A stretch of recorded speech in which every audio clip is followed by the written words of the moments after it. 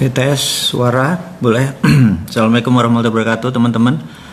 Tolong di jempolnya untuk suaranya. Saya lagi memastikan bahwa suara kita bagus dan pencahayaannya bagus, gambarnya terang. Tolong jempolnya. Bagi ada yang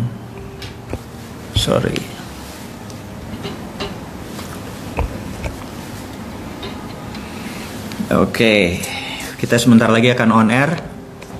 Kurang lebih 1 menit lagi. Saya lagi cek sound dan cek lighting, apakah suaranya bagus.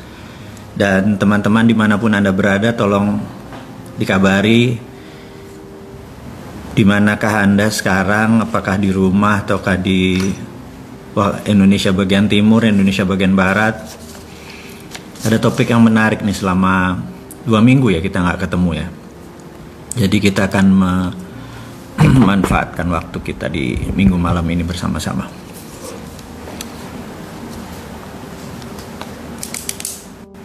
Oke, saya akan mencatat beberapa informasi yang akan saya share. Sebelumnya saya minta teman-teman memastikan suara saya bagus atau gambar saya kurang terang dan lain sebagainya. Saya akan set dulu untuk sound, terutama pencahayaan. Kalau bagus kita akan mulai sebentar lagi. Oke teman-teman dimanapun Anda berada, di hari Minggu ini kita akan ada banyak sekali informasi yang akan kita share dari Republik Sontoloyo, di mana kita tahu negara tetangga itu banyak sekali hal-hal yang terjadi. Seperti ada seorang pejabat yang mengatakan bahwa kita ini hartanya dikeduk-keduk tapi nggak habis-habis gitu ya. Yang gue sebel kan, gue kan nggak ikut ngeduk gitu ya. Toto pas kita ngeduk habis lagi, nggak kebagian. Dan beruntunglah mereka yang punya kekuasaan, punya jabatan, mungkin bisa ikut ngeduk, mungkin ya, kita nggak nuduh sih. Tapi ya mbok dibagilah.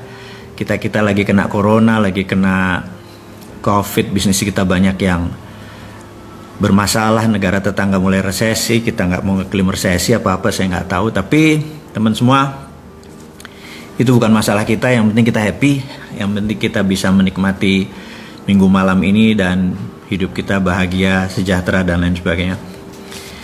Oke, kita akan menginformasikan. Nomor 1, saya ucapkan terima kasih kepada teman-teman yang sudah mendownload aplikasi Dinaran, karena sejak minggu lalu kita sudah menghit 100.000 members dan per hari ini sudah 107.000 members. Terima kasih, walaupun belum sempurna, walaupun kartu debitnya baru minggu depan keluar, ada keterlambatan sedikit, tapi saya hanya menginformasikan di dalam bisnis Dinaran tidak segampang teman-teman membuat usaha, karena ini ada hubungannya dengan sistem pembayaran nasional dan menggunakan sistem gerbang pembayaran nasional. Kita harus comply dengan peraturan Bank Indonesia. Kita pernah dulu lakukan seperti begini 2 tahun yang lalu, ternyata tidak jalan, dan bisnis kita sekarang harus comply dengan segala peraturan, yaitu di Bank Indonesia. Jadi peraturan tersebut saat ini sudah semua insya Allah akan selesai. Tapi kalau untuk Anda yang membeli emas atau rupiah, Anda punya underlying emas, Anda bisa transfer sudah sejak 2 minggu yang lalu, sejak 15 Juli Anda sudah bisa mentransfer ke BCA Anda atau ke Bank Mandiri Anda. Tapi saya yakin Anda sebaiknya menahan dulu rupiah Anda di Dinaran. Kenapa? Karena kita semua tahu bahwa harga emas lagi tinggi-tingginya. Nanti saya akan ceritakan kenapa lagi tinggi-tingginya, dan yang terbaik adalah rupiah Anda yang kalau tidak ada underlay-nya, Anda banyak dirugikan dengan inflasi. Dan jika Anda ada underlay-nya, yaitu terutama dengan emas, insya Allah lebih aman lah dari inflasi rupiah kita. Dan sekali lagi kita akan terangkan nanti kenapa emas akan naik dan apa yang harus kita lakukan. Dan rupiah Anda berunderlying emas, jadi Anda bukan beli emas ya. Sekali lagi, dengan Dinaran Anda bukan beli emas, tapi dalam peraturannya secara jual beli statusnya adalah beli emas. Tetapi untuk sederhananya, rupiah Anda sekarang punya underlying emas. Sekarang rupiah Anda di ATM Anda, di BCA Anda atau di Mandiri Anda, ya rupiah. Kalau ada 10 juta ya 10 juta rupiah Anda. Tapi kalau 10 jutanya di dinaran, ada underlying emas, sehingga kalau value emasnya naik, Anda ikut naik. Kalau turun ya tentunya turun. Tapi sekali lagi kita tahu ke depan harga emas bagaimana, kita akan ceritakan. Kemudian saya mungkin lebih dulu mengucapkan selamat ulang tahun kepada Santara yang kedua. Ulang tahunnya sih besok sebenarnya. Dan rencananya kita akan ada sekian puluh jam on air.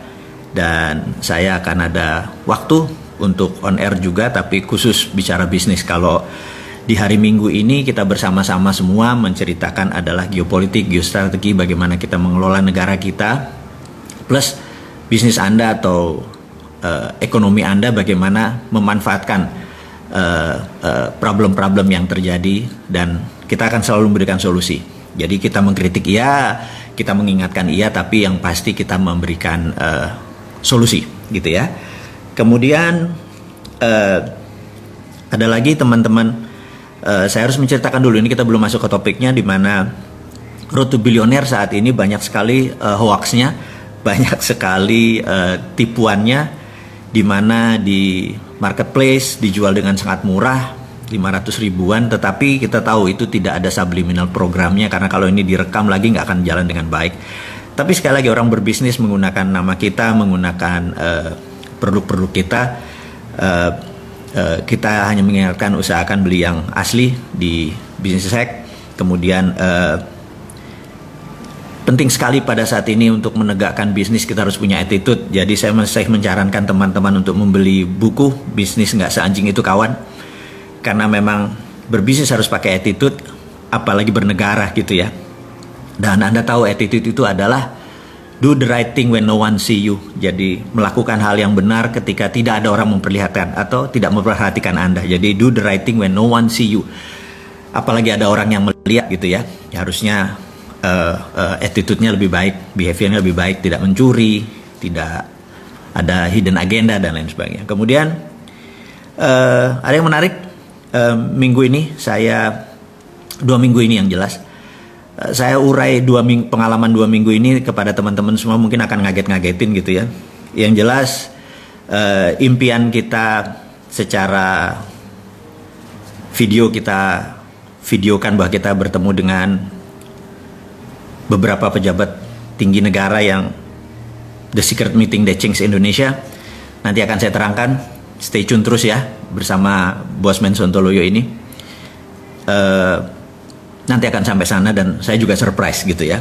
Kemudian seperti biasa, saya memanfaatkan sela-sela waktu saya dengan writing. Bagi saya menulis adalah terapi. Jadi kalau saya stres, saya panik, kerjaan banyak, target dan banyak segala macam, menulis adalah salah satu bentuk terapeutik, penyembuhan bagi saya. Mungkin ada beberapa teman hangout atau ngopi atau segala macam gitu ya. Dan tidak saya lakukan adalah menulis. Jadi banyak sekali yang saya akan tulis. Otak saya liar sekali. Ada Kapten Dinaran yang jelas, dan yang pasti Grand Theft Ferrari yang mengejutkan, karena belum selesai aja ada 2 perusahaan film nasional yang akan membuat filmnya, masih dalam tahap negosiasi, masih berdiskusi sana sini. Akhirnya saya jadi tahu gara-gara ngobrol sama mereka, oh Filosofi Kopi 3 itu sebentar lagi Maret 2021 meluncur, dan full surprise. Jadi itu teman-teman, mudah-mudahan bisa kebayang siapa yang akan membuat film Grand Theft Ferrari gitu ya. Saya bocorin sedikit. Kemudian topik itu semua informasi sudah diinfokan, apalagi ya. Terakhir saya lupa mengingatkan bahwa teman-teman Business Hack dan ruang bisnis saat ini sedang menggodok sebuah paket yang menarik, yaitu Bosman Expo. Anda siap-siap akan terkejut dengan apa yang mau diexpokan oleh produk-produk di Bosman ini. Mungkin lebih dari 30 produk kali ya. Dan Expo ini akan membuat sesuatu yang baru, di mana kalau ini berhasil kita akan copy setiap 2 bulan, kita akan lakukan untuk produk-produk Anda. Ini adalah pertama kali kita melakukan strategi dengan cara expo. Jadi kita mengikuti acara Harbolnas, hari belanja online nasional gitu ya, atau 111 single days, di mana kita akan lakukan setiap 2 bulan. Anda dengan teman-teman, produk-produk Anda kita akan blast dalam 3 hari 3 malam, dan kita harapkan adalah omsetnya 1 bulan atau omset 2 bulan jatuh ke 3 hari itu dengan memberikan diskon, bonus, hadiah, dan lain sebagainya. Kita akan coba dulu dengan Bosman Expo. Kita selalu menggunakan trial error gitu ya, dan ini berharap bisnis kita nanti untuk membantu teman-teman UKM yang pada saat ini mungkin ada masalah kendala dengan pengiklanan, masalah kendala dengan produksi dan lain sebagainya, terutama masalah penjualan, dan kita akan bantu dengan strategi kita akan lakukan dengan Bosman Expo dulu, kemudian kita akan melakukan expo-expo yang lain, dan kita sudah tahu itu mengenai digital dan online gitu ya. Jadi kalau dulu kita mengadakan event-event expo adalah menggunakan gedung yang gede, sewa dan lain sebagainya yang mahal, kemudian pakai iklan yang besar di media-media mainstream, kemudian orang datang berjuta-juta, kemudian produk Anda kita akan melakukan itu dengan online, jadi menghemat segalanya dengan harga bisa murah, bisa kompetitif, sehingga Anda bisa mendapatkan win-win benefit. Kemudian sekali lagi produk Anda akan kita lakukan juga hal yang sama. Baik teman-teman, kita akan mulai acara kita. Acara kita temanya adalah The Time is Now, judulnya ya. Oke, Assalamualaikum warahmatullahi wabarakatuh. Dimanapun Anda berada, kita akan mulai acara kita. Judulnya The Time is Now, waktunya itu sekarang. Saya tidak pernah melihat waktu sebaik hari ini, sebaik momen ini, dan itulah yang membuat saya gregetan kepada pemerintah yang saat ini. Sehingga kalau Anda sahabat semua dengar video kita atau menonton atau lihat kutipan tulisan dan sebagainya, saya tuh kayaknya orang gregetan sama sekali. Itu tidak lain tidak bukan karena momen ini tidak akan kembali seketika, atau tidak akan kembali lagi. Dalam bisnis ada 4 hal yang paling penting. Nomor 1 adalah masalah funding, kira-kira 10%, masalah bisnis model 18%, kemudian masalah SDM, Anda harus punya SDM yang bagus, manajemen yang bagus, motivasional itu sekitar 28%. Tapi sisanya adalah momentum. Tanpa momentum, tanpa timing yang tepat, bisnis Anda nggak jalan bagus, negara Anda pun tidak jalan bagus gitu ya. Kapan masuk pit stop kalau Anda di Formula One? Kapan Anda ganti fresh leg kalau Anda main bola ya? Waktunya 45 menit. Saya sangat mengidolakan seorang coach yang namanya Alex Ferguson. Dia di menit 60 sampai 70 adalah menit di mana dia mengganti fresh leg atau kaki yang segar yang baru, dan ketika dia masukkan 1 atau 2 orang itu game changing. Walaupun cuma 20 menit terakhir itu bisa merubah skor gitu ya. Nah, melakukan penggantian dengan timing yang tepat, dengan orang yang tepat, itu adalah seorang manajer yang luar biasa. Nah, di negara kita ini sudah waktunya udah 60 menit. Menurut saya masanya kita ganti fresh leg, ganti strategi. Kalau dulu formasinya 4-3-2-1 kayak Christmas tree, kayak pohon Natal, yaitu yang di depan namanya infrastruktur. Itulah pemerintah kita waktu itu. Jadi 4-3-2-1, yang di depan adalah infrastruktur. Tapi sekarang ada COVID, sekarang ada deglobalisasi, sekarang ada trade war yang semakin meruncing. Formasi 4-3-2-1 nggak akan jalan. Jadi saya cuma mengingatkan, the best defense is good offense. Saya selalu mengingatkan, pertahanan yang terbaik adalah menyerang. Jadi formasinya harus 4-2-4, 4-3-3, taruh 4 striker di depan, baru kita menjadi top scorer gitu ya. Dan saya nggak lihat saat ini kita melakukan formasi 4-2-4 atau formasi menyerang. Saya masih melihat kita malah full defense. Kita menguatkan sektor keuangan, kiper kita dibuat yang kuat, back kita dibuat yang kuat, penyerangnya nggak tahu siapa yang sekarang yang menyerang. Jadi skornya nggak mungkin pernah tinggi. Mungkin kita nggak kebobolan gitu ya, yaitu inflasi kita rendah, trading kita mungkin biasa-biasa aja, tapi kita nggak akan pernah jadi champion gitu ya. Nah, saya sangat mengharapkan Indonesia itu menjadi champion. Waktunya kapan? Waktunya itu sekarang. Ini yang akan kita mau urai. Jadi termasuk nanti menyambar harga emas ya. Jadi gini, kita tahu negara ini terjadi perang, kita tahu. Dan saya berkali-kali bilang, sekarang adalah the world in economic warfare, atau dalam ekonomi dunia saat ini dalam keadaan perang. Jadi strateginya pun harus dirubah. Bahkan Anda sebagai UKM, Anda sebagai pengusaha, Anda sebagai profesional, Anda harus rubah semuanya demi memenangkan perang, atau survival of the company, atau survival of the nation, atau survival of your family, gitu ya. Mulai dari sana. Nah, kita mulai dulu sekali lagi. Saya akan ulangi dengan how the world work, bagaimana cara dunia bekerja. Tanpa Anda memahami cara dunia bekerja, Anda tidak paham apa ini yang terjadi.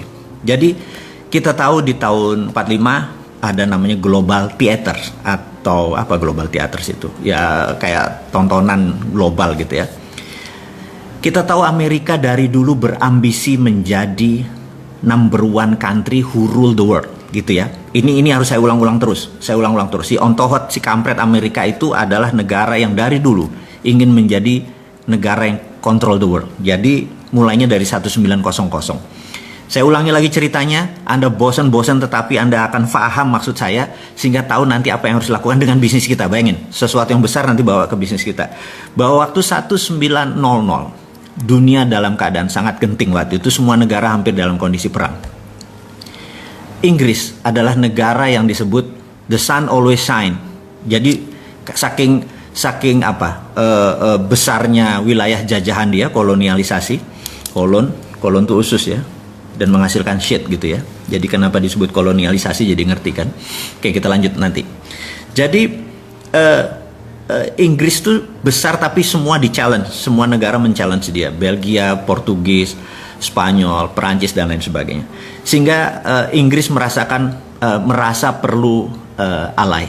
Dan di 1904 delegasi Inggris datang ke Amerika untuk mengajak Amerika sebagai negara yang tidak dijajah dan tidak menjajah. Negara Amerika dikenal waktu itu dengan penghasil sumber energi. Jadi kita tahu John Paul Getty, Rockefeller adalah mereka-mereka yang menghasilkan dari crude oil dibuat menjadi kerosin atau minyak bakar. Dia tahu ini yang kontrol. Kemudian setelah Tesla menciptakan listrik, kemudian siapa lagi yang listrik diciptakan, mereka memerlukan gasolin untuk juga bahan bakar Ford untuk mobil dan lain sebagainya. Terus diubahlah dari kerosin menjadi gasolin atau bahan bakar minyak untuk kendaraan dan lampu dan lain sebagainya, untuk genset dan lain sebagainya. Amerika so powerful, bahkan ketika diajak delegasi Inggris untuk mengajak Amerika menjadi junior ally, dibawalah Amerika ke Eropa. Ini dosa pertama, kegoblokan pertama bangsa Inggris, memperkenalkan Amerika pada sisi lain dunia. Jadi Amerika melihat, oh Eropa tuh begini gitu ya, teknologinya begini. Begitu mereka balik, mereka rapat, Amerika rapat besar. Mereka bilang, ternyata Eropa teknologinya ketinggalan 50 tahun dari Amerika. Anda tahu ya, sahabat semua. Kalau Anda tahu bahwa Perang Dunia Pertama 1918, 1914 itu senjatanya locok, jadi klek door satu ya.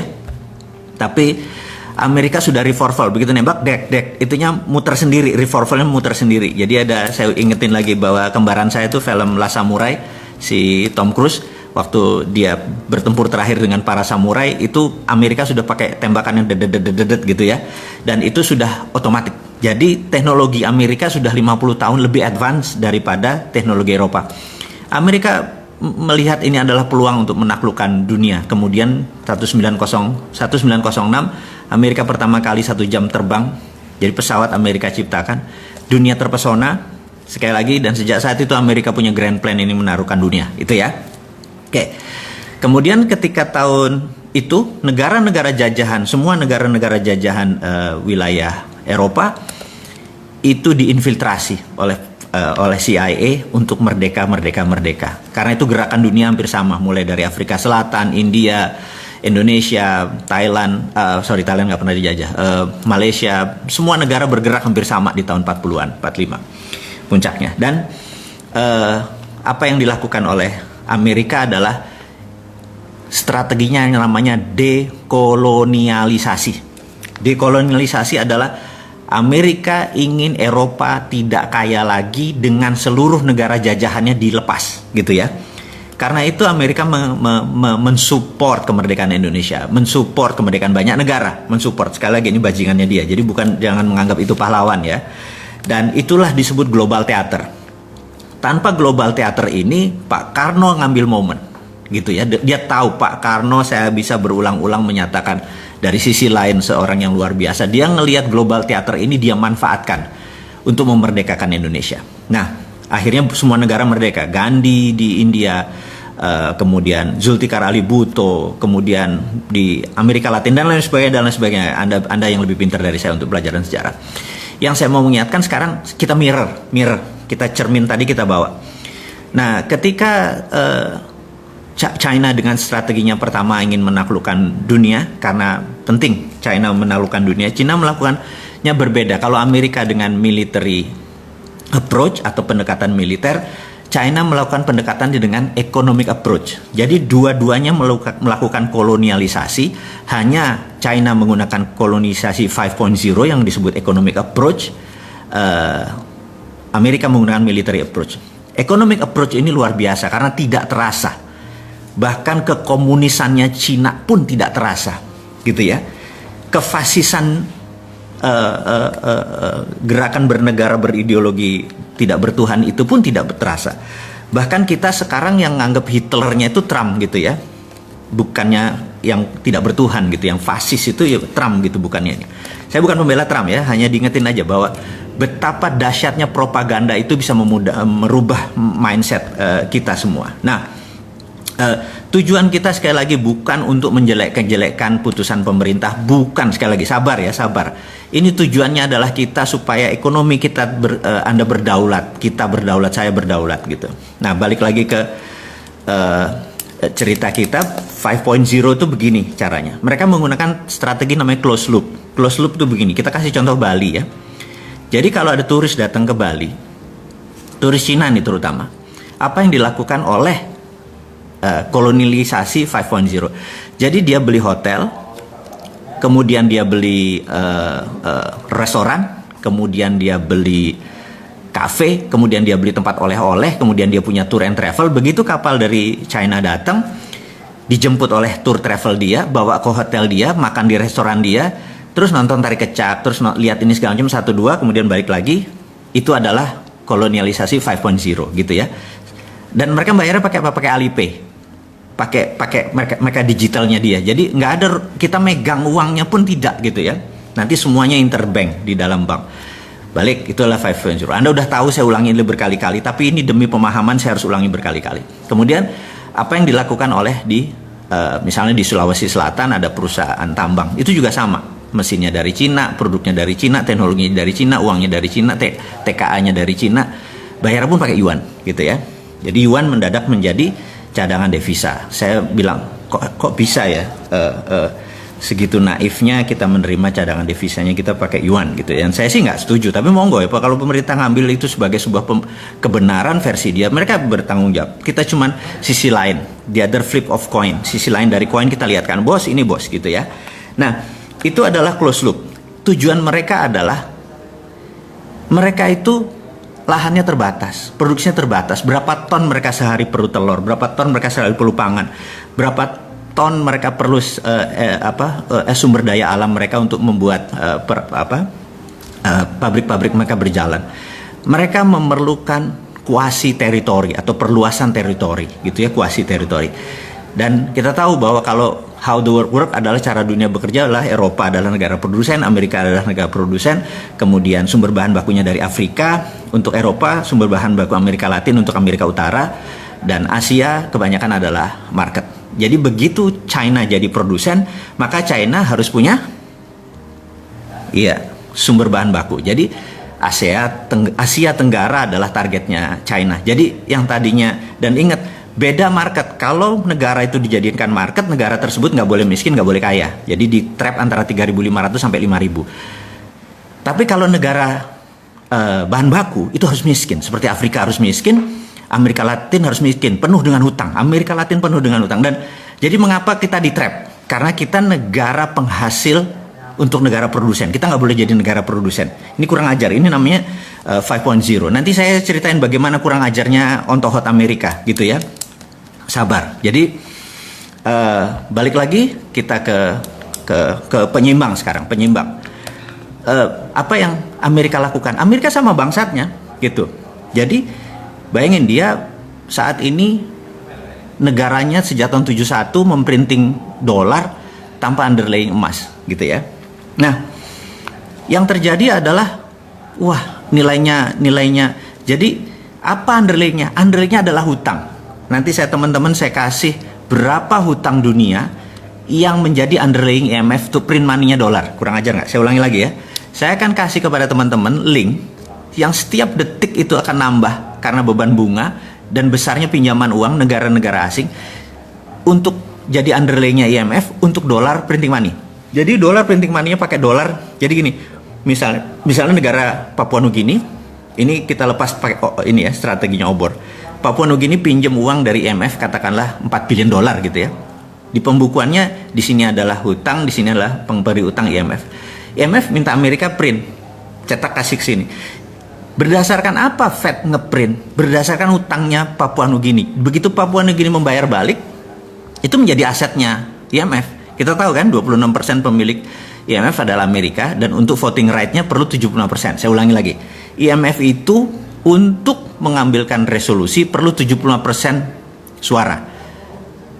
Sementara suaranya Amerika 26%, alias kalau Amerika tidak pernah setuju, suaranya paling pol 74%. Kesimpulan, nggak pernah ada resolusi. Jadi IMF punya Amerika, ya. Itu kurang ajar satu. Harus diterangin terus. Supaya jangan bangga sama asing, jangan bangga sama aseng. Itu tujuannya. Bangga itu sama putra bangsa kita sendiri. Dengan ide kita sendiri.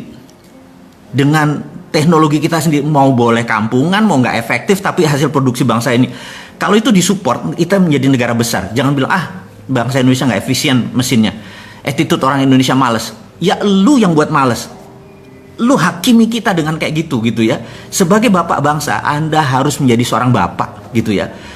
Dan bapak itu ya harus ngayomi. Mau dari 5 anaknya 1 nakal ya harus ngayomi. Itu anakmu. Jangan bilang anak gue cuma 4 ini bajingan gitu ya. Nggak bisa begitu bernegara. Anda nggak boleh menghukum anak sendiri. Salah, ajari. Salah, beneri gitu ya. Mereka kurang ajar, mereka durhaka. Biarin anak durhaka, tapi Anda adalah seorang ayah, Anda seorang ibu. Sebagai pemimpin, ayomi mereka. Nanti kita akan sampai sana. Kembali ke ontohotnya Amerika, si borokokoknya si Amerika yang saat ini merasa ini Trump nih, saya ini nggak suka sama Trump, tapi Trump ini punya sisi pandang yang beberapa saya setuju, yaitu dia menyebutkan bahwa kami nggak punya cukup emas. Itu kalimat yang cukup. Jadi saya baru mengerti kenapa kemarin gede-gedean emas dari Vatikan ditarik lagi ke Amerika. Sahabat, saya hanya mau mengingatkan, negara terbesar di dunia yang punya cadangan emas adalah Amerika, dan nomor 2 adalah Vatikan. Dan taruhnya di mana? Di UBS. Ingat, logonya UBS sama logonya Vatikan sama, tinggal dibolak-balik aja, itu kunci. Jadi itu sekarang lagi ditarik, gede-gedean lagi ditarik ke Amerika. Karena itu kelangkaan emas di dunia ini sangat banyak, karena itu harga emas bergerak naik. Jadi teman-teman yang di Naran merasakan, kalau Anda dulu pernah beli di 8.500 kira-kira bulan lalu, sekarang Anda udah hampir 1 juta. Jadi Anda udah hampir untung 7%. Jadi bayangin, yang tadinya Anda cuman rupiah Anda taruh, mendadak rupiah Anda punya underlying gitu ya. Dan menurut saya entah bagaimana saya merasa bahwa 1 troy ounce itu saat ini 1.800-an. Dan break highs-nya adalah 1.900. Saya percaya 5.000 kena dalam 5 tahun. Apalagi kalau perang. Kalau perang, udahlah, Anda panen. Perang fisik ya, bedil-bedilan ya. Rupiah Anda nggak ada nilainya. Tapi kalau rupiah Anda pakai underlying emas, Anda selamat. Saya bukan mau jualan. Karena di Naran hadir memang rasa concern-nya kita ini, teman-teman ini ingin menyelamatkan portfolio rupiah Anda agar tetap liquid, Anda bisa transaksi setiap hari, Anda masukkan uang tersebut, Anda bisa belanja dengan, lagi perlu uang, pindahin ke BCA, pindah uang, pindahin ke OVO, itu semua bisa gitu ya. Jadi, oke, kita lanjutin lagi bahwa harga emas akan naik. Ya nggak naik tuh nggak langsung, besok naik gitu ya, nggak begitu. Naik itu ada trennya, trend is our friend, ada turun-turun sedikit gitu ya. Begitu harga rendah sedikit, Anda langsung beli, Anda simpan aja. Dan portfolio Anda bisa keluar setiap tahun. Anda bisa nolkan kok di rekening Anda. Kalau Anda punya 20 juta, Anda mau transaksi, Anda perlu beli DP motor atau beli DP mobil, bayarin aja semua, nggak masalah. Tapi In the meantime, pada saat ini rupiah Anda tercover gitu ya. Ini adalah terobosan saudaraku, sahabatku semua dimanapun Anda berada. Dinaran is the only one debit card berbasis backed by gold di dunia. Dan saya ucapkan terima kasih kepada Bank Indonesia dan Bang Arta Graha yang mensupport kita semua sebagai kustodian, di mana emasnya ada di sana, di mana semua banking sistemnya semua ada di sana, karena bisa menerima sebuah financial revolution yang kita lakukan, bukan sekedar wacana harus begini, tapi Dinaran itu hadir untuk sahabat semua, untuk Indonesia gitu ya. Oke, karena apa? Karena harga emas akan naik, apalagi kalau dibalikin lagi, Amerika akan memutuskan bahwa percetakan dolar akan menggunakan underlying emas, dan itu mungkin dilakukan. Jadi sekali lagi saya akan mengurai dengan rinci mengapa hal itu terjadi di harga emas. Sekarang saya mau ngecek dulu ini jam berapa. Oke, sahabat semua, kita akan masuk ke global theater tadi. Jadi saat ini ada 70 negara terikat dengan obor, one belt, one road. Semua di belt diikat dengan satu, roadnya ke Beijing semua. Jadi cara dia memprinting yuan adalah berbasis project di negara orang. Saya ulangi lagi ya, IMF memprinting money dolarnya menggunakan project di negara lain, dan itu sekarang ditiru oleh obor, one belt one road-nya dia. Jadi negara-negara 70 negara, ada Pakistan, ada Sri Lanka, Papua Nugini, mungkin 60% portfolionya diambil oleh obor tadi. Jadi dia ngeprint yuan berbasis project di negara lain gitu ya. Nah, apa yang Amerika lakukan adalah Amerika mau melakukan deoborisasi. Jadi dia mau cara membuat miskinnya project obor itu adalah deoborisasi. Jadi kalau Trump menang, menurut saya Cina lewat gitu. Tapi Trump ini compang-camping sekarang karena globalis cabal, si kaum Bilderberg sangat benci sama Amerika karena globalis cabal itu sudah kawin sama Partai Komunis Cina, sehingga seluruh proyek globalis semua ada di Cina. Jadi sekali lagi, ini menarik nih. Cina pasang badan sebagai underlying, sebagai pondasi dari seluruh globalis cabal. Cina bermain karena globalis senang sama negara otoriter gitu. Dia nggak senang sama negara demokrasi. Otoriter kan one man, suara pemimpin langsung diikuti suara rakyat nggak mau disikat rakyatnya gitu ya, dan itu anti demokrasi gitu. Nah, globalis cabal ini anti kemanusiaan. Mereka mendukung aborsi, mereka mendukung LGBT gitu ya. Sementara itu bukan portfolionya Bosman. Portfolionya Bosman adalah kita mendukung life, kita anti aborsi, orang aborsi kita nggak boleh, kita nggak mendukung LGBT dan lain sebagainya.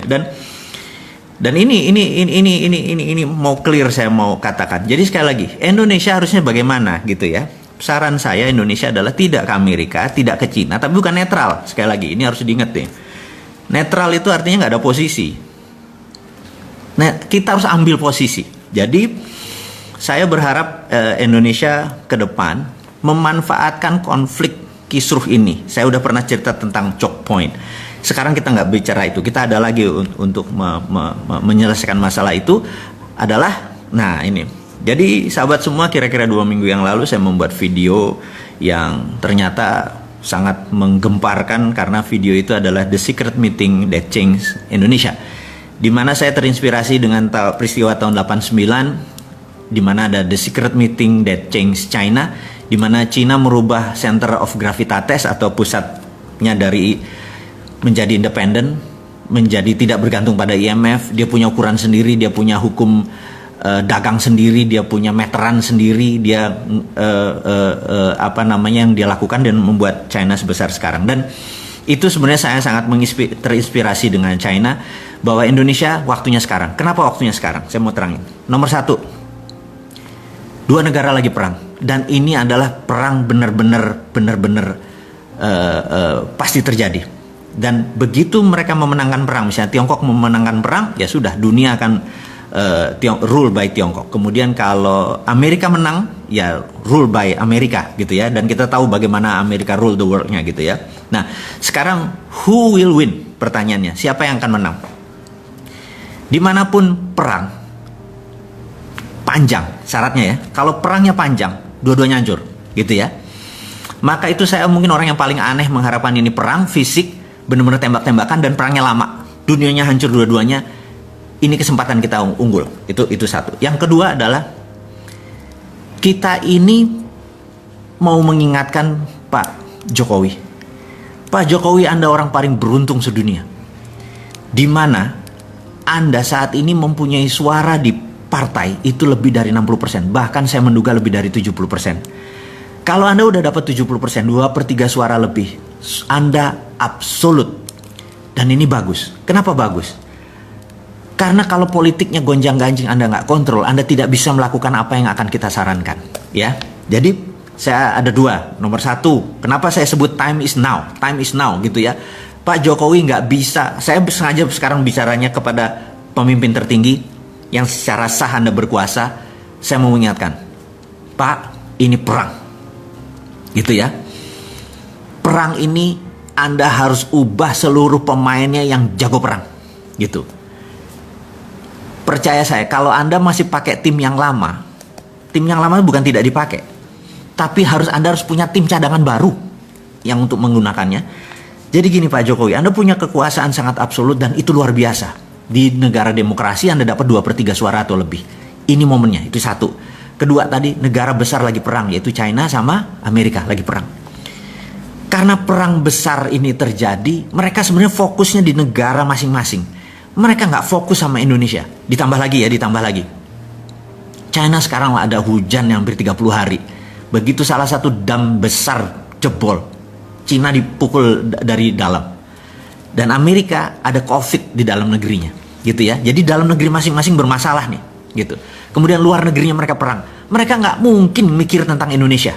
Percaya saya. Mau itu mindahin pabrik ke Indonesia apa segala macam, itu nggak gitu-gitu amat. Swasta doang, itu bukan negara, gitu ya. Kemudian Anda punya kekuasaan yang bisa Anda drive ke kiri semua, ke kanan semua, gitu ya. Kemudian ada hal yang menarik Pak Presiden yang terhormat, Anda menerbitkan surat bahwa saat ini negara dalam keadaan darurat COVID, gitu ya. Dengan undang-undang, dengan Perpu, saya lupa Perpu atau Perpres ini ya, bencana nasional ini, Anda bisa lead negara ini menjadi sangat ngebut, di mana dunia yang lainnya akan lumrah. Iya dah, nggak apa-apa deh gitu ya. Dan terakhir yang nomor 4 Pak Jokowi, saat ini semua negara melakukan yang namanya deglobalisasi. Deglobalisasi artinya dulu kan ada namanya global supply chain. Jadi ini nyuplai ke sini, nyuplai ke sini, rumit sekali global supply chain. Sekarang banyak negara yang lagi diblok, lagi nutup, lagi mau perang dan lain sebagainya. Jadi deglobalisasi adalah every country for their own. Jadi Indonesia untuk Indonesia, Singapura untuk Singapura dan lain sebagainya. Jadi Indonesia sangat diuntungkan karena Indonesia bisa makan dengan bangsanya sendiri. Kalau yang Singapura, begitu deglobalisasi langsung shrinking 40%. Bapak tahu bahwa dia mendadak langsung turun ekonominya 12% dan shrinkingnya itu 40%. Jadi mengecil mendadak volumenya. Korea Selatan sudah mengecil gitu karena nggak ada bahan baku. Indonesia nggak ada masalah, Indonesia nggak akan mengecil. Dan sekali lagi yang kita mau ingatkan, dengan 4 hal itu, maka yang kita harus lakukan adalah melakukan apa yang China lakukan. Kita tiru, jangan ngikuti maunya China, tapi tiru langkah China. China 30 tahun yang lalu, saya udah berkali-kali bilang, dia menerbitkan renminbi dengan yuan berbeda. Renminbi berdasarkan project, gitu ya. Nah, apa yang harus kita lakukan sekarang? Dia tidak lagi menciptakan printing money fisik, karena itu zaman dulu. Sekarang sudah ada blockchain. Blockchain ini kita bisa printing yang namanya e-renminbi. Ini kalau kita Cina. Dia sudah melakukan e-renminbi. Mulai Mei dia melakukan e-renminbi dan puncaknya 2021 dia akan melakukan e-renminbi. Dia menggunakan digital currency berbasis blockchain. Nah, apa yang kita lakukan? Kita juga sama. Gunakan e-rupiah untuk membangun ekonomi Indonesia seperti halnya e-renminbi. Sama persis copy paste dan Anda nggak usah ragu-ragu Pak. FGD mikir dulu INA itu. Pak, saat ini kalau mau menggunakan cara pemikiran bos-bos kita, pejabat-pejabat kita yang masih dengan cara Keynesian, masih dengan cara ini nanti inflasi segala macam, di digital blockchain nggak bisa korupsi. Orang datanya kita tahu kan, trusted open ledger gitu ya. Jadi cara bantunya kemana? Ke UKM industri nomor 1, UKM yang trading nomor 2, tapi trading lokal, jangan ada import dan ekspor. Jadi UKM kalau mereka misalnya perlu duit 1 miliar gitu ya. Mereka punya jaminan, katakanlah project aset mereka bisa kita valuasi kok, aset mereka 500 juta gitu ya. Kasih 300% Pak, bukan kayak kredit bank sekarang punya 1 miliar keluarin cuma 70%. Punya 1 miliar keluarin 3 kali lipat. Sorry, ini kebanyakan Cina otak gua. Rupiah tadi adalah Anda cuma digital, nggak perlu ngeprint, nggak usah ngabisin kertas, langsung pindah. Dan infrastrukturnya sudah ada OVO, sudah ada GoPay, sudah ada Dinaran. Anda udah pakai Dinaran, tinggal distribusi aja, tinggal mau 3 miliar tadi untuk sektor produksi. Pokoknya 5 tahun mereka nyicil setiap bulan berapa, balik. Saya yakin Pak, kalau Bapak lakukan itu, ekonomi Indonesia, terutama industri Indonesia akan the best in the world. Pada saat mereka perang ini Pak, kita nyolong di tikungan. Jadi 2024 kita bisa number 1 country, bukan number 4 atau PricewaterhouseCoopers pernah bilang kita akan Big Five. Enggak Pak. Amerika kalau perlu kasih saya untuk operasi intelijen Pak, saya bikin Amerika sama Cina malah perang Pak. Kasih gue 1 pesawat kapal induk, kapal perang, saya tembak 1 nuklir ke Cina, nanti Cina bilang tuh Amerika tuh ya udah biar tembak-tembakan, udah kita yang masuk duluan. Kalau perlu gue jadi bajingannya Pak. Jadiin gue persona non grata Pak, orang yang tidak disukai dunia Pak, kasih saya untuk izin untuk operasi intelijen, saya masuk, saya tembak itu 1 rudal ke Cina, terus nanti tembak-tembakan, mereka perang Pak, mereka perang, kita manfaatin untuk membangun ekonomi. Saya dibenci dunia nggak apa-apa Pak, tapi dicintai tanah air nggak apa-apa Pak. Jadi agak gila sedikit lah Pak, dan usul-usul ini mudah-mudahan membuat sisi lain bernegara, sehingga ekonomi kita maju bareng. Jadi dulu Pak, di tahun 45 ini saya ngomong sengaja kepada pemimpin dan pejabat negara lainnya, Bapak Ibu mungkin ada yang Ibu. Di tahun 45 kita merdeka karena Kamen Soro, menderita bersama, gitu ya. Sekarang ini ada yang seneng, ada yang susah. Jadi sekarang kita nggak kompak. Jadi cara untuk membuat bangsa kita ini kompak satu Pak, cepet-cepet buat common happiness Pak, cepet-cepet buat seneng bareng. Jangan susah bareng Pak, kita udah capek tahun 45 aja kita susahnya. Kalau sekarang ke depan kita harus buat common happiness. Kita mau seneng bareng Pak. Cara senengnya bareng gimana? Pegang masing-masing duit untuk sektor produksi Pak. Begitu UKM sektor produksinya dibangun Pak, 97% angkatan kerja itu adalah di tangan UKM Pak. Gak usah mikirin perusahaan yang gede-gede itu yang bilion-bilion dolar pakai ngutang asing lagi. UKM aja Pak dengan rupiah, selesai masalahnya. Saya yakin Bapak dan pejabat semua yang saat ini menjabat nggak ribet kok otaknya. Nggak usah bawa seorang Sontoloyo ini ke istana atau ke menjabat Pak. Cukup konsepnya diterima, saya sudah happy Pak. Karena kalau bangsa kita happy ya kita happy. Dan selesai masalahnya, kita menjadi champion, menjadi pemenang. Jadi tanpa berpanjang-panjang sahabat, itu adalah cerita mengapa the moment is now, waktu sekarang. Bisa nggak tahun 2021? Nggak bisa. Bisa nggak nanti 2024? Nggak bisa. Waktunya tuh sekarang gitu ya, pondasinya ini dipasang. Kasih 6 bulan lah untuk buat rupiah itu. Bapak buat badan usaha, bukan badan usaha, mungkin badan otorita tentang keuangan. Sesederhana itu Bapak. Jadi saya pikir bicara dengan Pak Presiden, mungkin saya nggak pernah bisa waktu, Bapak terlalu sibuk. Karena kalaupun saya diundang ke Pak Presiden, saya nggak mau duduk di depan meeting room. Saya minta waktu dengan Bapak adalah jagongan Pak. Kita sarungan, saya ngeteh Pak, saya nggak ngopi ya, Bapak yang ngopi gitu ya. Jadi kita jagongan Pak. Ngomong santai Pak, nggak ngomong struktural, kita ngomong santai. Jadi kalau itu dilakukan saya mau Pak. Ketemu panjenengan, kita ngobrol, ngarol ngidul, terus sharing, dan saya sederhana Pak orangnya Pak. Saya nggak minta jabatan, saya minta Bapak yang melaksanakan karena Bapak megang mandat untuk menerbitkan rupiah. Rupiah itu solusi.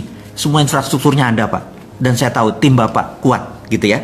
Oke, kita udah cerita untuk Pak Presiden, sekarang kita untuk sahabat semua yang ada di rumah, bahwa sahabat semua, kita tahu bahwa Singapura sedang resesi dan Korea Selatan sedang resesi. Apakah kita resesi? Percaya saya, beda Indonesia. Indonesia itu saya nggak melihat, karena gini, saya punya beberapa sahabat, saya punya organisasi, usaha dan semacam. Kita udah review di selama corona, ternyata hampir turun penjualan itu kecil sekali. Dan kebanyakan yang turun karena di masa COVID. Boleh jujur, ini saya sesama pengusaha kita share bahwa ternyata di bulan-bulan sebelum corona, di November, Desember itu memang sudah bergerak turun.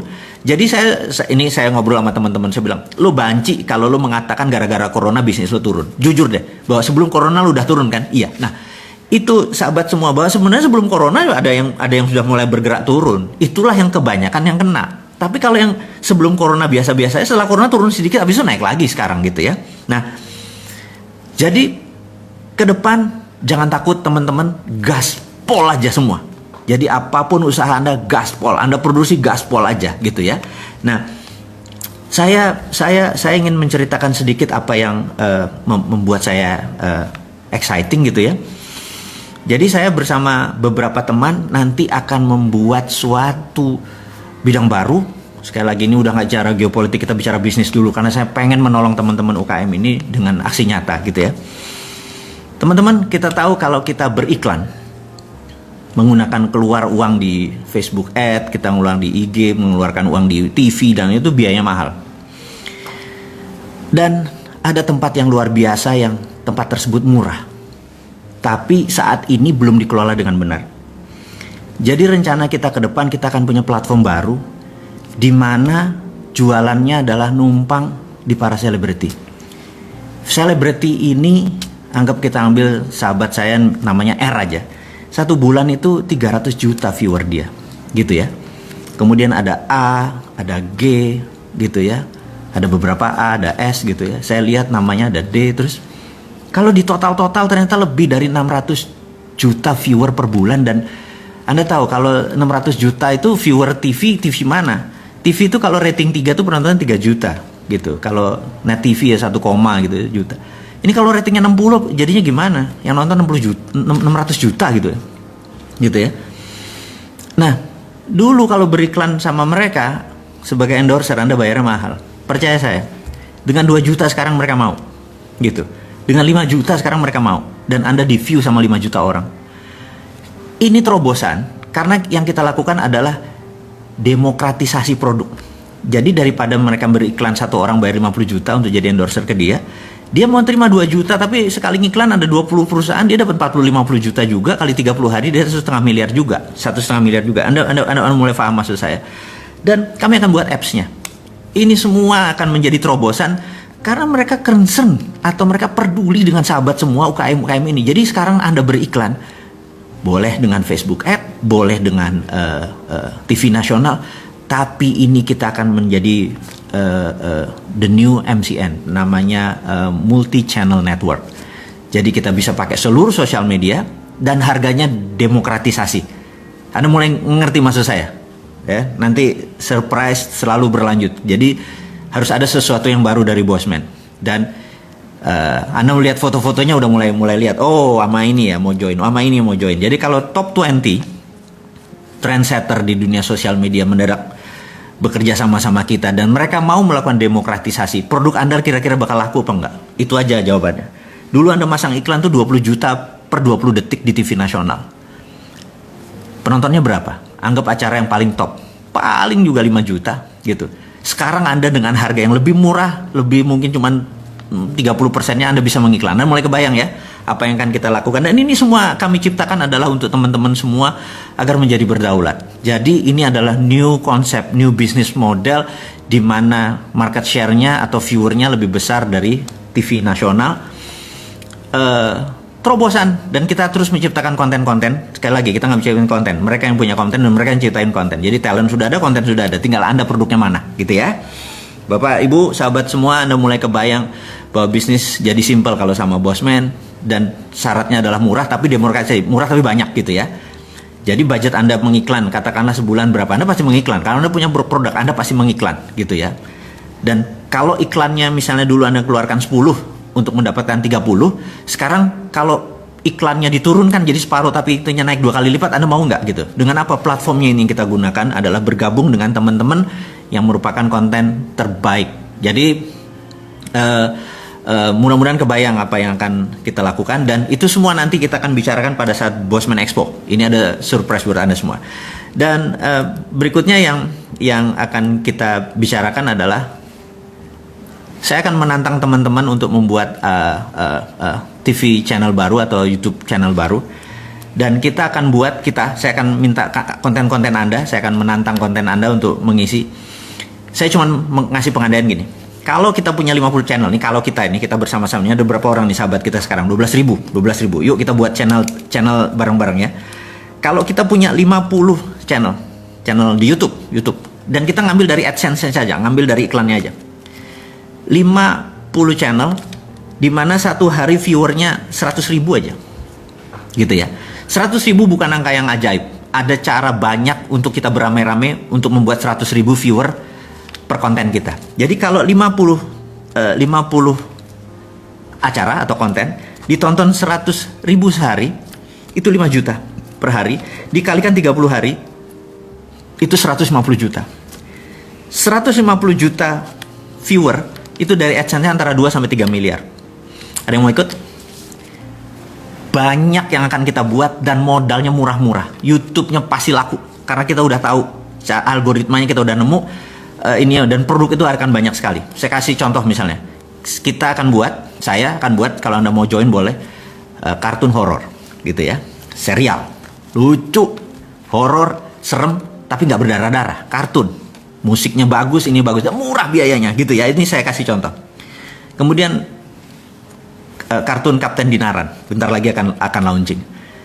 Itu murahnya minta ampun. Jadi saya encourage bahwa di rumah Anda bisa punya sektor produktif, yaitu mengaktifkan YouTube Anda dan gabung dengan kami supaya kita punya multi channel network. Karena di belakang kita adalah teman-teman ini. Jadi gini, kita harus berjamaah, kita harus sama-sama, kita harus gandengan.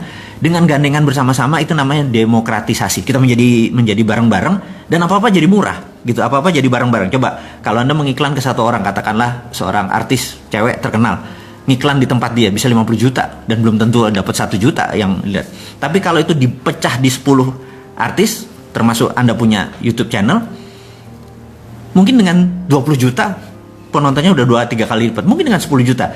Dan artis tadi lebih baik dia dapat 5 jutaan atau 3 jutaan tapi dari 30 biji, 100 juta juga gitu ya. Kali 30 ya dia 3 miliar juga, happy juga gitu ya teman-teman. Dan ini akan menjadi, Anda juga nanti akan bisa, produk Anda atau konten Anda juga akan kita lewatin. Jadi kita tahu saat ini dunia iklan ada 120 triliun a year anggarannya. Kalau kita dapat berapa? 10%? 10 triliun mau berbagi gitu ya. Caranya gimana? Kita harus membuat yang namanya multi content network.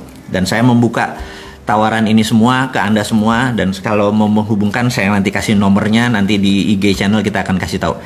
Teman-teman, mungkin hari ini kita tidak terlalu berapi-api untuk bercerita seperti kemarin tentang nasionalisme.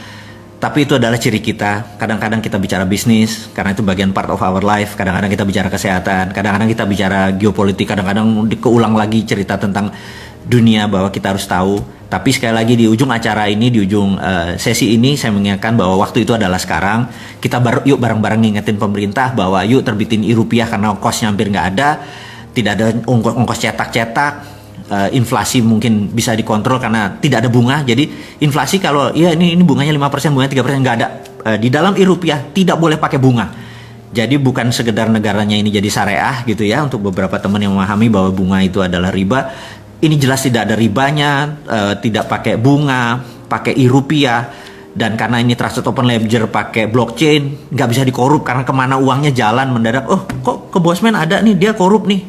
Udah nggak, bawa aja kita langsung ke tempat yang tidak disukai orang itu gitu ya. Jadi sekali lagi, menyelesaikan masalah negara ini gampang kalau kita buat gampang.